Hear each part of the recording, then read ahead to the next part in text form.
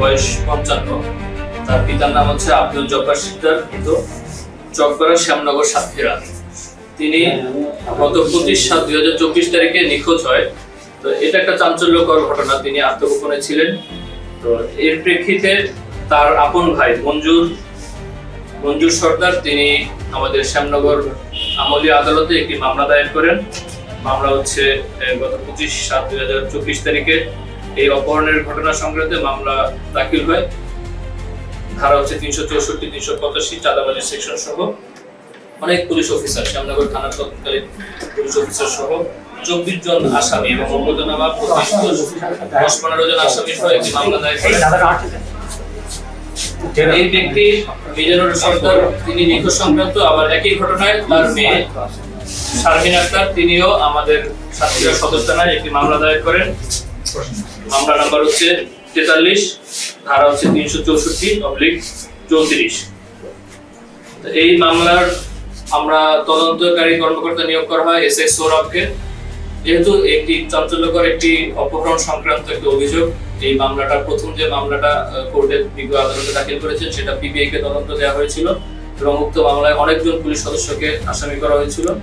আর দ্বিতীয় যে মামলাটি আমাদের সদর থানায় হয়েছে, সাতক্ষীরা সদর থানায়, সেখানেও আমাদের 4 জন আসামি করা হয় এবং অজ্ঞাতনামা আরো কিছু আসামি দেওয়া হয়।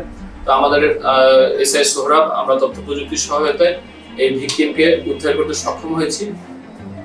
ভিকটিম, আপনারা জানেন যে ভিকটিমের 2টে বিয়ে ছিল। প্রথম স্ত্রীর নাম জাহানারা বেগম এবং তার ঘরের যে মেয়ে শারমিন, সে ছিল দ্বিতীয় যে মামলা আমাদের সদরে যে মামলাটা হয়েছে সেই মামলার বাদী ছিল। তো সে এই আর তার যে দ্বিতীয় একটা বউ আছে। তো আমরা গতকাল রাতে অর্থাৎ আজকে রাত 12:30টার সময় তাকে পাটকেলঘাটা খলিশখালী দুধলি গ্রাম থেকে তাকে এই ভিকটিমের যে দ্বিতীয় বউ ওই বাড়ি থেকে তাকে উদ্ধার করা হয়। উদ্ধার করে আমরা তাকে আজকে বিজ্ঞ আদালতে প্রেরণ করবো।